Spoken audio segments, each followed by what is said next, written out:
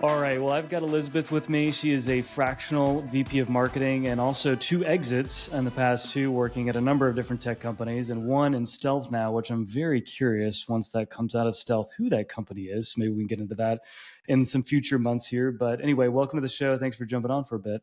Thank you so much for having me. I am so excited. We were just jamming before Yeah. this recording, and this is going to be fun. Oh, it's going to be great. Yeah. Babies and all. Yeah. We hear the babies in the background. Maybe my daughter's going to come in walking in naked in a second. Who knows? Hopefully not. Pray to God not. It's a common occurrence in this house, but it does happen. Well, cool. Yeah, no, I think, yeah, to your point, yeah, we were just talking, and I think all this all got kicked off through a really great thread you started in one of Evan's posts on brand. And I forget the nature of the whole entire post, but you said some really great things about how to measure brand and how to think about it. And I think it's one of these topics that I think we're always talking about. Every B2B marketer in the world and their mother knows that building brand is important. I think the thing we always struggle with is how to invest the right amount of money into those types of campaigns, how to measure them, and then really how to communicate that to non-marketers. I think that's one of the hardest things because I think there are still so many people that are just locked into this jail cell of I have an Excel spreadsheet, I pay for X traffic, I get leads, I get opportunities. Okay, show me that progression. And it just doesn't always work out that simply because a lot of brand marketing campaigns are about building future cash flows, not just existing cash flows in within like 3-month periods. So I think we should start, if you're okay with it, with something that everyone loves to debate constantly. And I just am curious if you use these same terms or if you use different ones. But brand marketing, demand gen, performance marketing, there's a plethora more, but we'll keep it simple for them. All of them roll up theoretically to marketing. But how do you think about those just definitionally? Like how do you split those out, or do you split them out in those same terms? Yeah, and I mean, I think it's interesting conversation because at the end of the day, it is all just marketing. And I mean, B2B has done itself a really big disservice around splitting these out and then Hmm. allocating. I mean, I get it. You have to allocate KPIs for performance matching attribution and tracking in order to prove value to those non-marketers. But like, if all of us, if whoever is listening to this, if you're a marketer, let's just call a spade a spade. This is just marketing. Like, it's Exactly. There you just, go. and all of it feeds into itself, like let's not overcomplicate it. Let's go back to basics. Like, this is marketing Totally. 101. Marketing is a conversation. Like, why are we Mm, splitting out and siloing brand from product? Those two things are nearly identical in partnership. Like, they are mm, cyclical to each other. They should be feeding in demand is channel attribution and distribution. And mm. so and the other one was what did you say, partner marketing? No, Performance, yeah, performance performance. marketing, demand gen, brand marketing. Mm. Yeah, I mean, performance marketing, again, like now we're getting into like deeper segmentation of how we're measuring stuff, right? It's like, okay, Yeah, like, okay, like yeah, how much money do we have in this marketing department that has all of these? Because I would love that budget, like, right, right, no one exactly. talks to each other. Exactly. Yeah, I think it's tough. And I mean, I think for a while, demand gen, has filled the role of doing both to a degree. And I know some people have big issues with that because I think there is some level of an expectation just generally around how people think about demand gen and that it needs to be pipeline focused or revenue focused. I think that's sometimes an incorrect expectation. And that's just a matter of resetting the expectation if you want to use the term.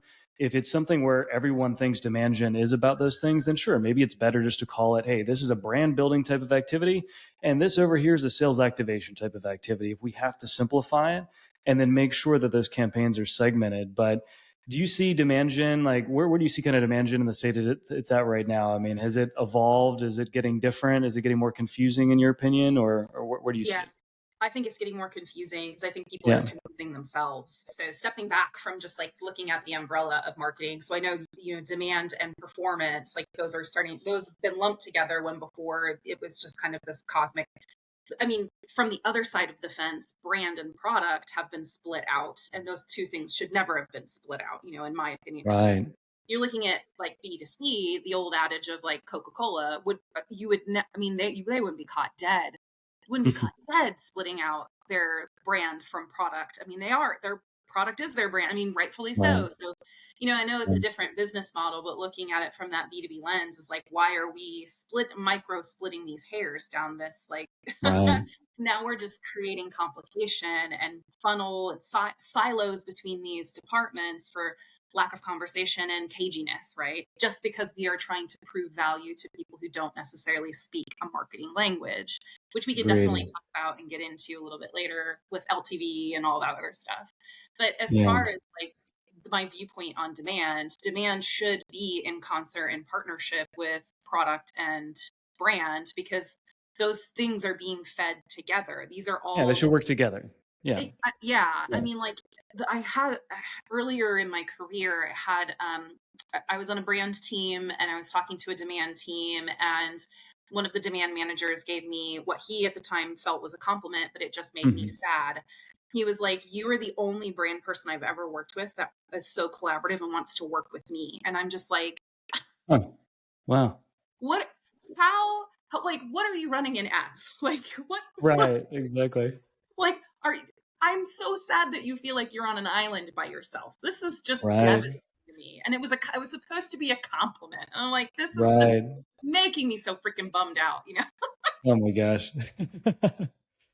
I totally hear you. I totally hear you. Well, I think it gets into, I mean, it is difficult. And but to your point, it does get into these worlds where there has to be some type of dedicated motion around both. There have to be the right expectations back to that point.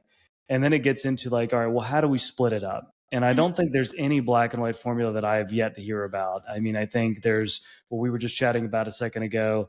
Lesbian had the 60-40 rule, 60% to brand, 40% to performance marketing or direct response, which again is it's not a rule really. It's more of a heuristic. It's a rule of thumb, and so it's going to be different for every brand. I mean, no one splits them down the middle that evenly, right? Right. And then of course you've got John Dawes over at the Ehrenberg Bass Institute, who has been a big promoter of the 95-5 rule, which isn't really quite the same thing as the 60-40 rule. It's really Hmm. just taking the approach of, hey, listen, we need to balance our efforts between going after in-market accounts that actually show interest in what we want to do right now, our product category, and then the rest of that budget needs to be allocated to things that are not necessarily going to convert today, people Hmm. that are not ready. And so you had an interesting point in the comment that we were going back and forth with on that data and where that ratio 60-40 comes from. Do you want to expand on that a little bit more and just your kind of thoughts and take on it? Yeah, and I'm so grateful that I'm sitting with someone who's familiar with like where the data came from that, and it's from, an awards segment. Now it's basically what happens in this awards data is people across the globe submit their marketing and say, here's how here's a case study of this effective marketing piece. Here's how it was effective and in what ways, Hmm. and here's the channel attribution for that, and they submit it to this panel and that data gets absorbed, but it's all awards. Right? And it's Yeah, based on like, exactly. it's literally the only data available to like inform that 60-40 rule. So you're thinking about it in some way. As humans, we're really, we have a propensity for trying to assign logic and value to things, Mm. because if you don't, it becomes too messy and there needs to be some categorization, right? And I get that. We all need to categorize and we all need to have at least a base to start from. But Mm. customization of your business model and your business strategy, i.e., all the way down into your marketing strategy, there is no true playbook that's going to be repeatable across every business model or every C suite conversation or every PE Mm. board presentation that you do. It's all personal, it's all customizable, if that Right. makes sense. So I mean, this 60-40 rule is a nice base. It's a nice, Yeah. like, let's do a jump off starting point, but we have to like take it in context, like this is Right. data from one singular source.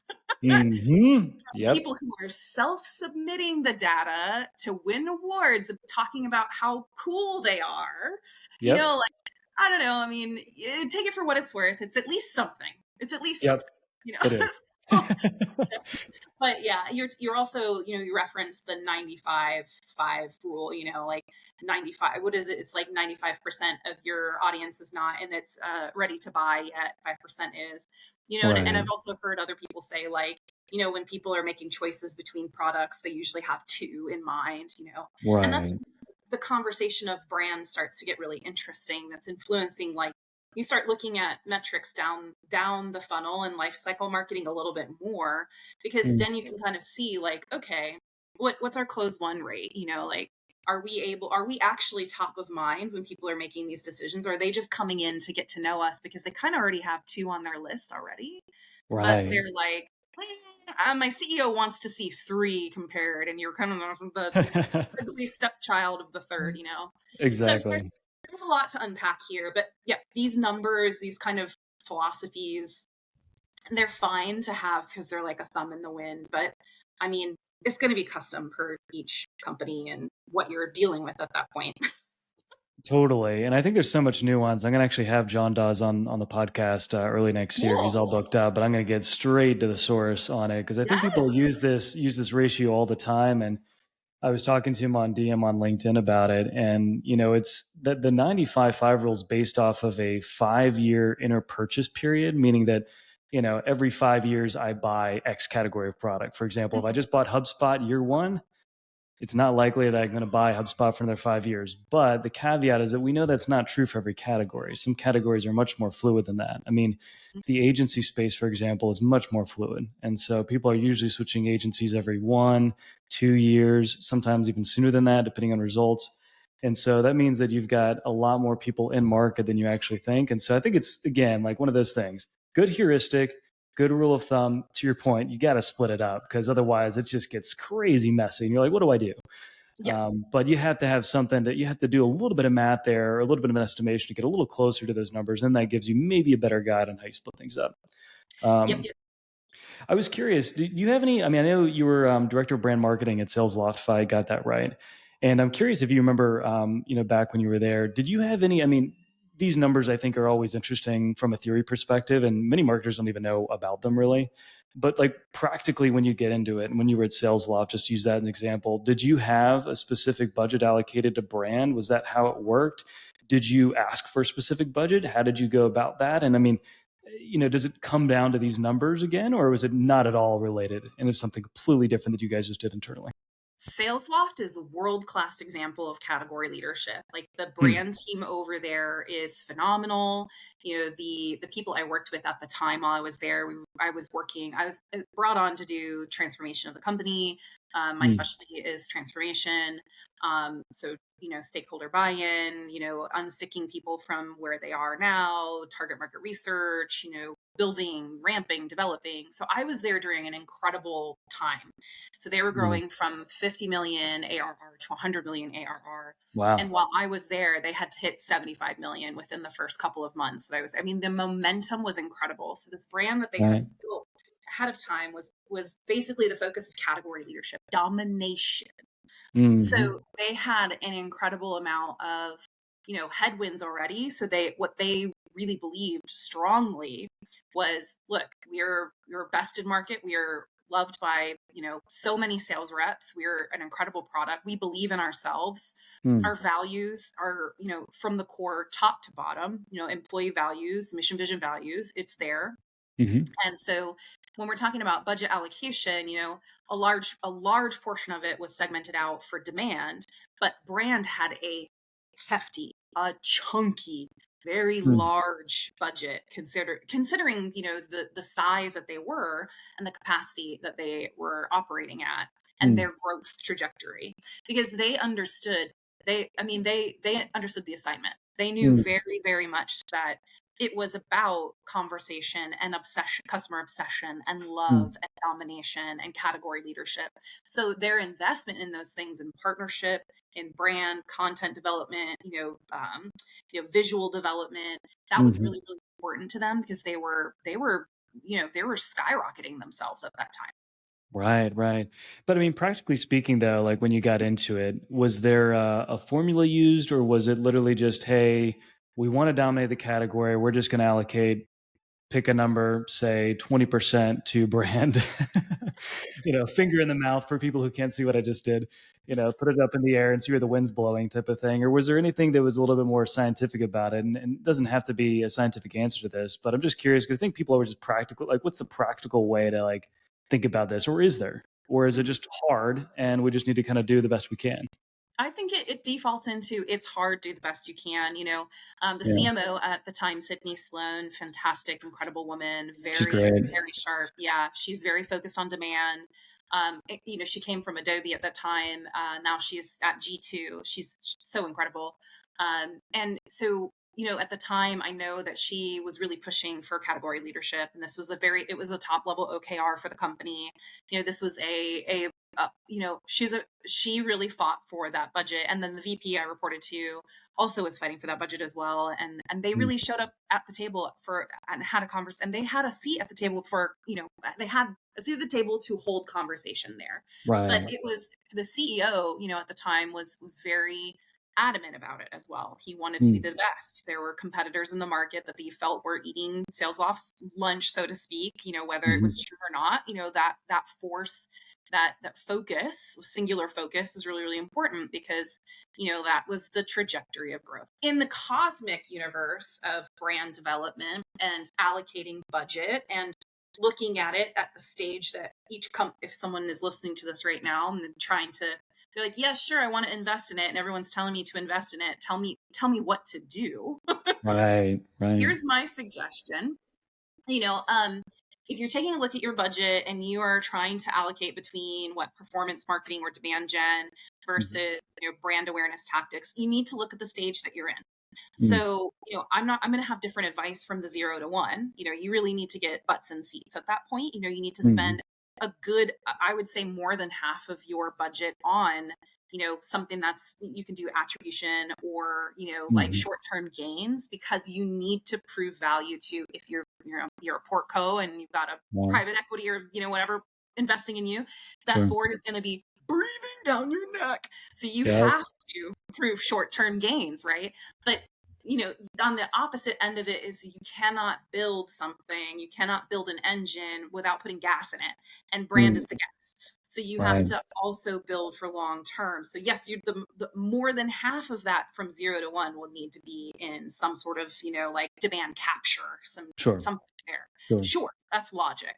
But Yep. I mean, if you're scaling from 10 million plus 10 to 30 range, now we're starting to talk about gearing up for repeatability. So you've got Mhm. an always on, program now. You can I don't say set it and forget it. That's absolutely insane. Don't do that. But Mm. you have some good repeatable motions.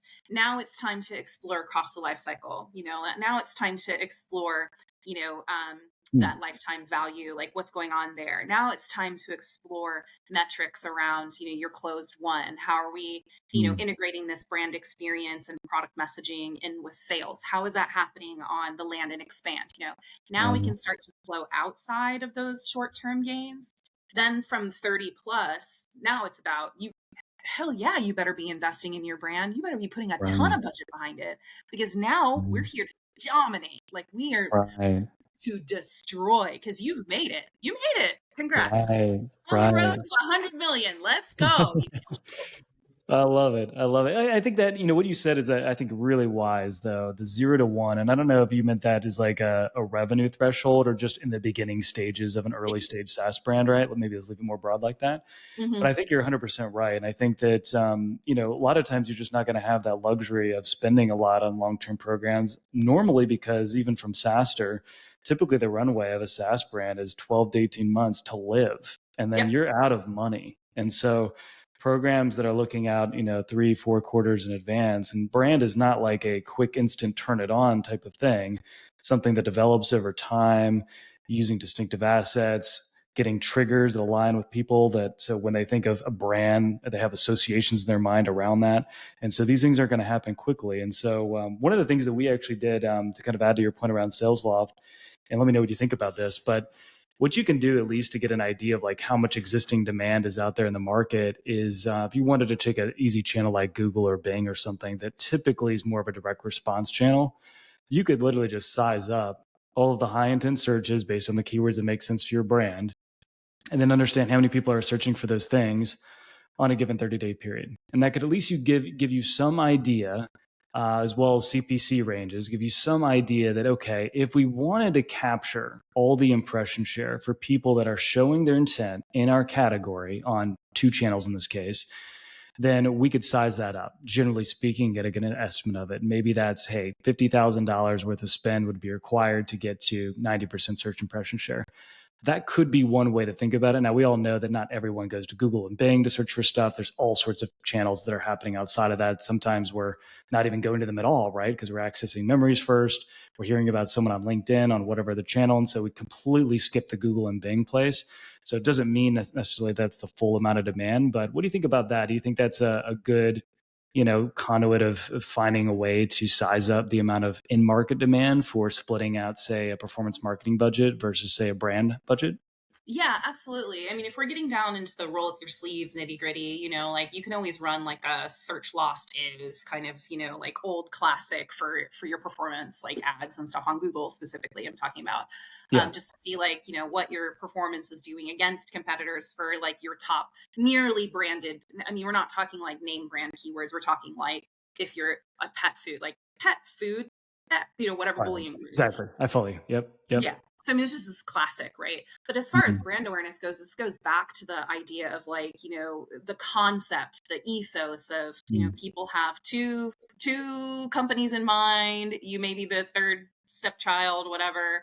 But like Right. if they're searching your name, you're probably going to be one of the two companies is a good bet, so Mm. and I mean, you're thinking about it from the perspective too of like, brand awareness in that sense. You have to also understand that this is like a little bit more deeper in the funnel, like, Mm. yes, it indicates that there's awareness of you, because people Mm. are searching your name, but they're searching your name. There's something Right. going on in the buying cycle now. So there's a little bit of bias there, so it just, you have to, when Yeah. you're looking at these pieces, these metrics, they're extremely important because, yes, you want to double, triple down on that specifically because the people searching your name, they might be ready to buy because they know you. Right. So let's throw some Right. money at that. That might be a little bit, a little bit more getting a Sure. little bit down the funnel. Um, but Right. yeah, I mean, like the top of the funnel stuff is just, it's hard. It gets harder because then you're like, okay, now we're talking social share, Boolean queries of like, Mhm. like social listening, and Yep. that's kind of the more broad. So I guess it depends on the context of like, do we want Yeah. to double click on that a little bit more? I mean, I don't know. So Yeah, I don't think there's probably a clear answer. I think we're always after some like black and white. If you do this, then you will get that. And no, unfortunately, like if life was that easy, we'd all be doing it. No I'd one, be there's so not, rich. Oh my it'd God. be- right? I mean, it'd be amazing. It'd be amazing. But we can't live in fantasy land, right? Either we got to step out of fantasy land and come back to the real world.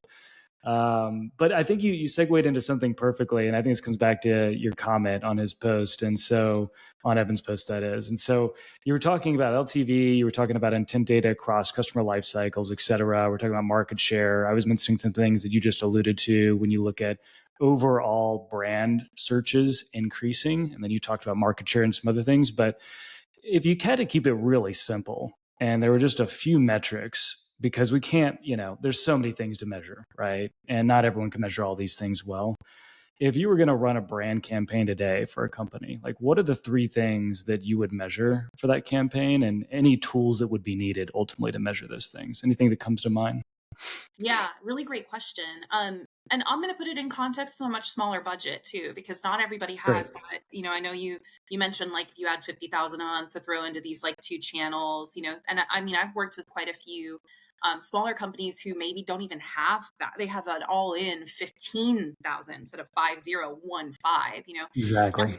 Once you get into 15,000, that's kind of like the mark where it's starting to tip into you can be a little bit competitive. You have to be very smart about your search query, like all the things you put together for your performance marketing at that budget is like to be Mm-hmm. very, very careful and very selective about your like channels because you have Right. very little money to make an impact. So, Yep. I'll answer the question from that perspective. If I'm looking at doing a brand campaign, right? Mm-hmm. The first question I'm going to ask is like, where in the complicated life cycle of this, of the marketing experience for the customer, where in the customer life cycle am I going to focus on? If we're talking about smaller stage companies that have less budget, I think if I'm going to put together a campaign, a good place to start would be middle to bottom of funnel. So, Mm-hmm. like where awareness, yes, maybe we'll do more demand plays about like a larger, broader, always on. But like Mm-hmm. if we're getting something more branded, more, we want to get those search terms, like people searching our names specifically. I Mhm. want to focus on that middle to bottom of funnel. So Mhm. I'm thinking things like, if it's relevant to this audience, maybe a Mm. LinkedIn experience, in-field marketing to show up and, partnering SDRs in with in-field marketing. And Mm. I'm thinking email as well for bottom of funnel. And Mm. the other Mhm. thing I'm thinking as well is, yes, we can have partner market, like partnered up, like demand ads, with these pieces. That is Yep. a no-brainer. We need to do that. So we Mhm. need to skin off of that always on and do, Google search ads or, Right. display ads. Like those are no brainer things. Like every good marketer should be doing those. But more of those like focused brand touch experiences, I really want to Mm. get like focused on where those customers are showing up. So great, like my example of maybe some email, maybe showing up in person to shake hands. And Right. then that LinkedIn personal touch, like personal. Mm. And it depends on what content I'm delivering. It depends on like what I need to measure. It depends on my customer. I Mm. think we can dig in like enterprise versus SaaS. Those are two completely different. If it's enterprise, you probably want to show up a lot more and, buy a lot more steaks and scotch Right. dinners and a lot more handshakes than, Right. than maybe like your emails or SDR paired emails or what have you, So it's a different play, right? There's different, we can slice and dice. Right. I know you're probably like, Elizabeth, give me the exact campaign. I want like Right. Right. attitude. I'm gonna pin you down. Don't worry. We're gonna get to the bottom of it. Yeah. Let's go. Well, Yeah. so here, I mean, let me like kind of prompt you a little bit. I mean, to kind of give like a good takeaway. I mean, would it be realistic to say, all right, we're going to launch this brand campaign, which you probably should get into a little bit. What's a good example of one, and what should we do with one, et cetera? Like, what's the difference between a demand campaign and a brand campain? But Oh God. before we get into that, yeah, exactly. So think on that one for a second. Yeah. But in terms of the metrics, though, I mean, I think the one thing we were talking about on LinkedIn was clearly, general increase of brand searches, month over month. Are more people searching for a brand, and are they coming to our website? Just simple as that. Are we seeing a general increase in our brand, which would show that there's general more awareness of who we are, and there's more people searching for us. So it's generally a good sign for the most part. Of course, then you get into the quality traffic, is it ICP fit, and all the other stuff. Yeah. But let's let's leave that to the side for a second. So that would be maybe one, right? And then there's social mentions that you mentioned as well. And Mhm. so there's social listening tools and all sorts of things. And what that is just, tools that listen for your name being mentioned on social channels. And so if you start to see, hey, OmniLab or whatever company you're going to work with in the future, when this stuff comes to fruition, all those things, those could be signals to say, okay, we're starting to see that people are starting to mention our name more. Like Clay, for example, is all over the place on LinkedIn. So they're literally mentioned all the time, everywhere. I don't know how they've done it. It's amazing. But anything you'd add to that? I mean, those seem like two kind of practical KPIs. Anything that you would add to that? Yeah, it's interesting too. So I'm the roll up your sleeves kind of gal, so I'm probably going to get all into like talking about the tactics of some of these things. So, Good, good, um, love it. yeah. So have you seen that LinkedIn just kind of came out with the sort of like sponsored post for this like a founder led brand posting? So say Yes. a founder want, yeah, I love it. I just noticed it started coming up on my feed. I'm so excited because this is something that as a brand person I get talked to about very frequently, especially when I'm joining like a smaller, like a SaaS startup, So we're talking about influence. We're talking about, like providing meaty value to audiences. And like, Mhm. really it starts with understanding like what your audience is really up against. Right. And so Mm. like for enterprise sales, a really good example. Very company I worked for before, love them. They're amazing. And I ended up walking the floor at an HVAC conference, gathering data because what I Mm. was trying to do as a marketer there, talk about roll up your sleeves, small budget, smaller company, focused on enterprise, large, huge whale deals. What I was Mm. trying to do is gather specific data that no one else had because Mm. I know as a brand person, just like if you're developing a founder brand, Mm. sharing these special insights solves a problem. These people Mm. are looking for personal touch. They're looking for something that nobody else is saying. They're looking Mm. for meaty, like, but they also want you to like distill it, like give me the takeaways, right? Yeah. So for this brand experience, we created a free piece of content with um, data from a show, that I walked the floor, gathered data right on the floor, Mm, talking about specific problems in technology that no one else was really talking about at the time, mm. with data from people, like actually like giving their Love raw, it. because it was anonymous.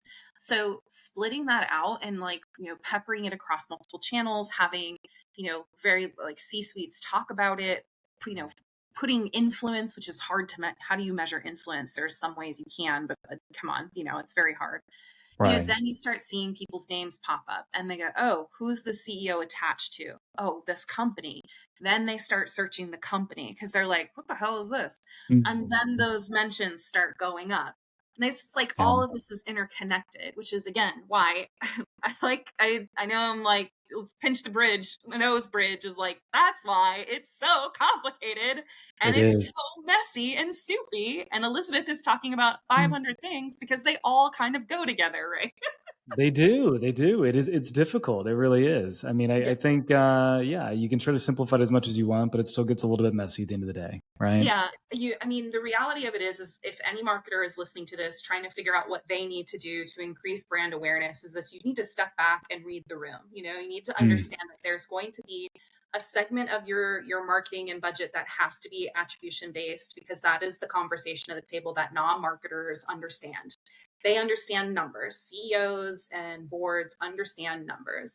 On the other side of it is an art, right? And like you can apply numbers to the art, but the art is where you have fun. And Mm. the numbers that you apply to the art are things like close one rates, these brand mentions and searches that we're talking about, LTV, Boolean queries for social Mhm. listening.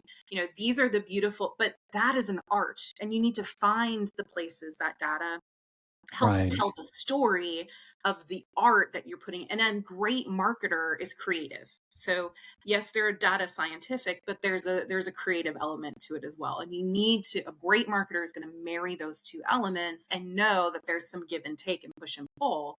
And that's why it's important that all of these departments talk to each other, because you can go fast alone, but in order to go far, you need to go together.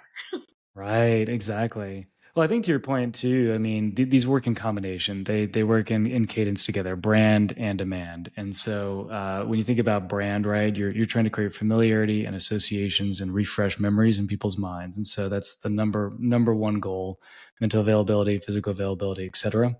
Mhm. And so as those things happen, though, you're going to see better metrics downstream on your capture campaigns. And the simple reason, one psychological bias that's easy to point to, is the mere exposure effect, which just says, hey, if I'm more familiar with you, Elizabeth, as a person, as a brand on LinkedIn, and you reach out to me on DM, I'm probably going to be a lot more likely to respond because I'm like, hey, I've seen that. I like what she says. I don't know. I saw her on, XYZ post or this thread or that thread, or I saw her on a video or another podcast.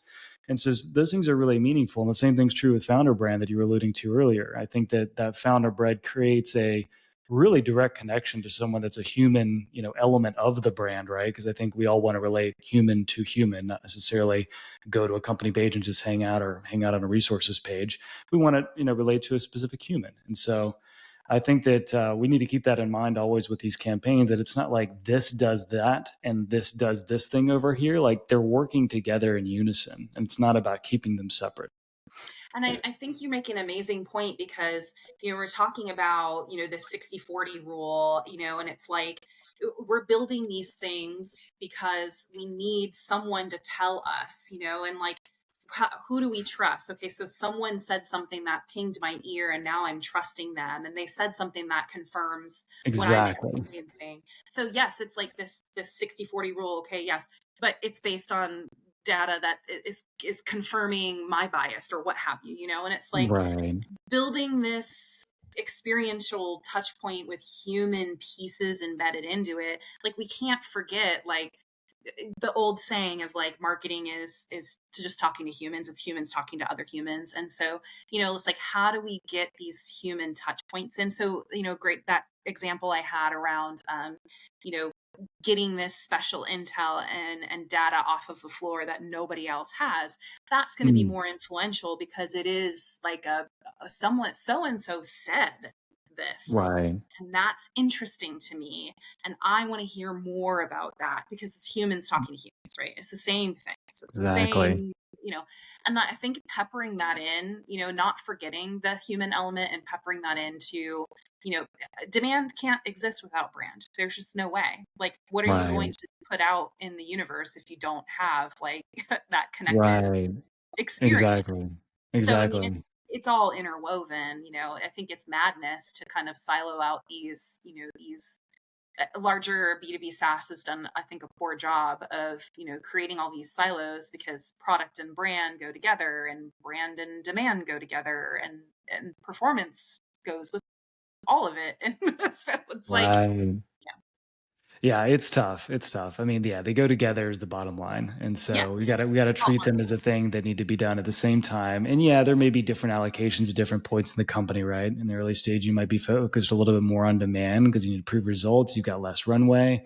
You've got less ability to sell a non-marketer on the idea of taking a long-term bet on something. Not to say that it shouldn't be done on the side, right? You can do both. You can have short-term types of things that you do in terms of, all right, we're going to reach out via cold email.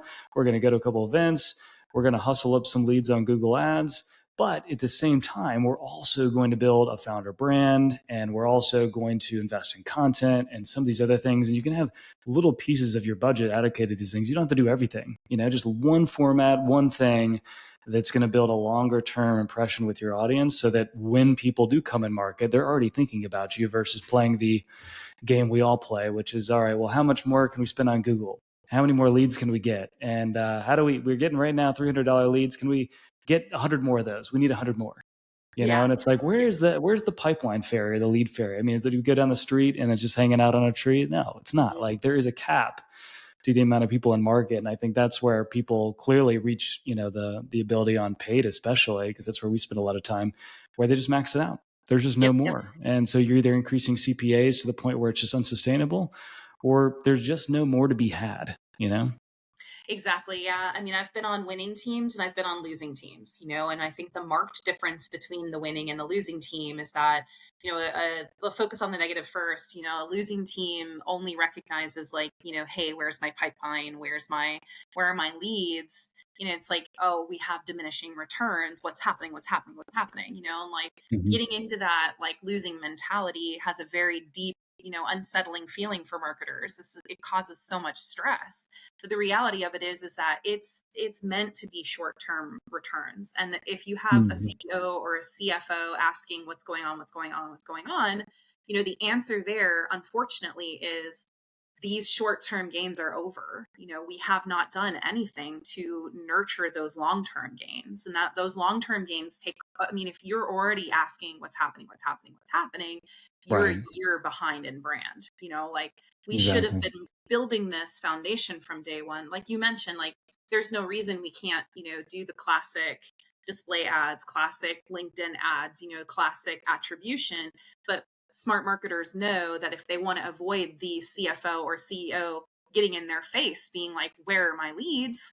We need to Yep. build that and nurture that brand foundation underneath because that's what reduces that CAC overall, right? It's like Right. recognition, recall, being the two products that people are choosing between, So, It's I mean, true. but how do you explain this to a CEO? How do you explain this to a CFO? Um, how do you justify your expenditure, right? So Yeah. my tips on that always have been, I always, whenever I go in, I'm always very honest. I kind of just go, hey, these things are table stakes, right? Like these short-term investments, performance marketing, demand, these are the table stakes, so I call them always on. It's just Mhm. what they Mhm. are. And then I also tell my CEO, I have an experimental bucket for any budget experimental. And I Uh-huh. unfortunately I sometimes have to lump brand in it because reality of it is like in a year from now, if I'm in a smaller stage startup, very small, maybe there's less than 3 marketers. I'm thinking a 6 months to a year from now, I'll probably be able to say I'm influencing LTV, I'm influencing the close one rates, I'm influencing the customer success onboarding rate, but Right. that's not an immediate thing. I bill that as experiment. It's something I can say, if I lose all my shirt, if I go to Vegas, bet everything on black, and I Mhm. lose my shirt in this category, I have set that expectation with those non-marketer. I've had those conversations up front. So they Right. are already expecting this category to be a whatever, a nothing. Right. So if we get wins out of that, we already know as smart marketers, those experiments are going to influence CAC over time and Right. set us up to keep our jobs and keep our paychecks Right. flowing. I love So that. I love that. this is, Yeah. yeah. I mean, you have to split them out and use language that people really understand. I think you're totally right. One thing I've done in the past, this is not a perfect exercise, but to your point about, how do I get people to kind of think how not everything's going to be perfectly attributable, especially in a brand campaign, is just to ask them, like, the last time that you bought software, assuming they bought software, which most of us have, the last time you bought software, like, walk me through like some of the things that happened up before you actually purchased. And they're not going to remember everything. They're not going to say, well, first I went here and then there and then, but they're going to say usually a few things. They're not going to say just one thing. Usually there's a few things that have happened. And so what that really does to me is just kind of forces them to say with their own words, oh, right. Yeah, I didn't just go to click on Google Ads and then convert. I heard about it likely from something else. It could have been an event, or could have been an ad, could have been an organic post, could have been something, or could have just been a friend, right? And so these things, sometimes happen a little more organically than the way that people want them to happen, which is I spend dollars here, I get dollars back, and so on and so forth. And so I think that type of exercise is sometimes helpful for people to say, oh, right. Yeah, it's not really realistic for me to be asking that of you. And then you can kind of reframe the conversation a bit. Yeah, and if you're a senior leader, it doesn't matter if you're a marketer or not. It's all about setting expectations and understanding like the trajectory of your actions and how long those actions will take to be realized. And just really communicating that along the way. So if you're Exactly. senior and if you've done this a few times, you've like been on winning teams, been on losing teams, you should have at least a general knowledge or scope of like 30, 60, 90, then your 6 months to 18-month trajectory. Like, what promises can I make in this time frame, and what Right. do I feel could, like, how am I measuring for the future? Because like for brand stuff, we're talking like LTV and these social share of voice. It's like for a smaller company, you can start measuring those behind the scenes today, but you're probably going to get like one, like, and Yeah. this is not impressive. Like, that's not Right. impressive. So, but like, if you're Right. keeping an eye on it for the next 6 months, the next 12 months, you could say, bring that back to you. So it's you're in your experimental bucket, bring that back to your CEO and say, remember when we were talking about this, and like, here's all my performance Right. marketing. But, like, we were also able, because we did these experiments, we were able to go from 1 to 100, which is freaking impressive. That's a huge Right. growth. So, I mean, if you're a Right. really seasoned marketer, you will have some of these in your back pocket. Maybe they're not things that you report on right away. Maybe they're things that you kind of Right. keep an eye on because or maybe you make a promise, say, hey, and I'm not able to make that influence immediately. Here's how I could do Right. immediate influence, but here's what we should be expecting in 6 months. And if we Right. don't get this in 6 months, we need to go back and fix something. Totally, totally.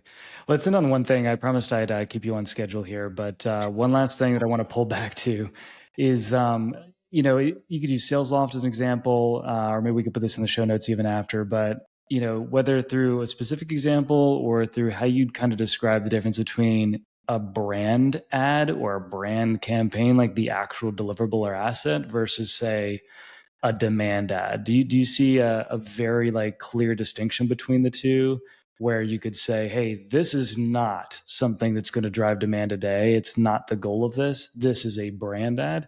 What would you say the characteristics are of, even if you don't have an example top of mind between those two in your mind? It's so interesting because my brain is so hardwired to have these things so interconnected. Because if I'm doing, say, for example, I'm just spitballing now. Sure. If I am running like a display ad with creative, right? Or not display, but just an ad with like a creative piece on it or something. I don't know. Let's say it's on LinkedIn. Let's just pretend it's on LinkedIn. So we're Yeah. doing like an in-feed ad, Hmm. that creative has to be reflective of the company, right? Hmm. And isn't that going to be part of influencing recall at some point? Now, I can't measure 100%. that. I can't measure that. Or like a old school, let me just do something old school example, a downloadable PDF. Oh God, like Right. you PDF. You say old, but it's not that old. I don't know. People are still doing it like it's like it's the thing to do. But anyway, yeah, continue. Hey man, that guide I created with all that data, it was a downloadable guide. Hey, I'm Right. guilty of it too. Like what you got to do, it's an Exactly. asset. You got to make it downloadable. Exactly. Yep. Yep. I mean, classic, but I mean, it Yep. is part, it has, it had so much of, it was, we spent so much time in design, just getting the look and feel of the data in it, the informational design to be like cool, Right. so that people Right. would remember it. Um, but zooming out, I know what you're really asking about is, Yeah. you know, what about something hyper creative that creates buzz? Like, say, for example, Jaguar's rebrand, which no one Right. will shut up about right now. I know it's crazy. I don't know. Every other post, Jaguar, Jaguar, Okay, we got it. We got Yeah, it. yeah. Is that a brand play or a demand play? I feel like that's a brand play. That's a very Yeah. much like it's an ethos, it's a feel, it's a swing. But Yeah. it's also got tabs and like fingers in on revenue, because they would not have made this decision to do something so insane. In my opinion, that G is I mean, I don't love it, I don't hate it. That G though drives me nuts. And I don't know, everything else Yeah, is kind it's a pretty out there ad for Jaguar for sure. of, But yeah. yeah. But they wouldn't have done this brand that's been around since what, 1922. They wouldn't Mhm. have done this if they didn't know that they would be making money off of it, right? So Yeah. I know I'm giving you a nothing burger kind of answer, but No, I no, no. think That's good. I think honestly, for smaller companies, I think you do need to think about it in an experimental play of, Mm. do we freeze a bunch of money in a block of ice and drop it outside of a conference and let it melt? And you know, is that brand? Does it demand? Does it matter? Like if it's good, it's good. So Well, and again, I mean, some of it just again is a little bit of both, right? Even yeah. demand ads or offer-based ads can still build brand in a way, right? With Mhm. distinctive assets being used and core triggers that are in people's mind or category entry points. I mean, those things can still do both effects. I think that people generally, I think when they think of brand campaigns, they think of a billboard would be the first thing, usually something broad and Yeah. abstract, clever, or they think of something related to usually video content, Hmm. a really strong video ad like the Jaguar one you mentioned. Some of them, though, a little bit more clear, though. I haven't seen too many, maybe Salesforce and some like the giants, right? Which not, I mean, very few of us are Salesforce, right? Hmm. Are still taking a much more practical approach where it's still your typical, emotional feel of the problem and the struggles that people are having, and then ultimately introducing a bit of the solution, not necessarily saying, let me show you a demo of it, but describing how the company actually helps achieve XYZ result. With Jaguar, I mean, Jaguar is Jaguar. Everyone knows what Jaguar is. Everyone knows that they make cars. Like, I don't need to hear the tech specs in an ad about it. Whereas I think a lot of early stage SaaS brands, they have a little bit of work to do on making sure people actually know what it is the hell they do, right? Because I think we can waste a lot of money just getting clever and vague and broad, which is fun. Like those are the fun campaigns to do sometimes, when really we've kind of lost sight a little bit of, all right, what's the connection back to why should I actually at some point think about buying this product? Hmm. So Yeah, I think really, especially these startup SaaS companies, they lack, B2B lacks like a creative. I don't know if it's CMO down. Like I've worked for some amazing CMOs who've had vision. Like had brand vision. mm, Thank God. But I think really the lack of creativity is what's kind of killing them in the long run. And that's why I always mm, suggest doing speaking the language of an always on versus an experiment. Because say, for example, you do some guerrilla marketing in order to like raise people. I mean, really brand is about getting people to remember you and talk about you. That's all it really should totally. be. doing, is making those emotional connections, being friendly, or, having people just think fondly of you. That's what we want to do, because that's what makes us money. So you Right. thinking about it in a creative way for guerrilla marketing, it's like, I think B2B, these smaller SaaS companies, there's fear.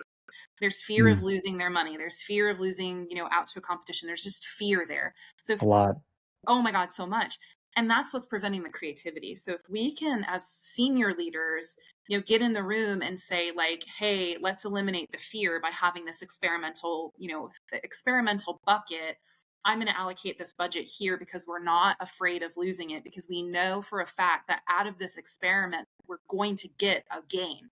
That's the Right. goal. And if we don't get a gain in XYZ months or XYZ, if we don't find something reportable, something,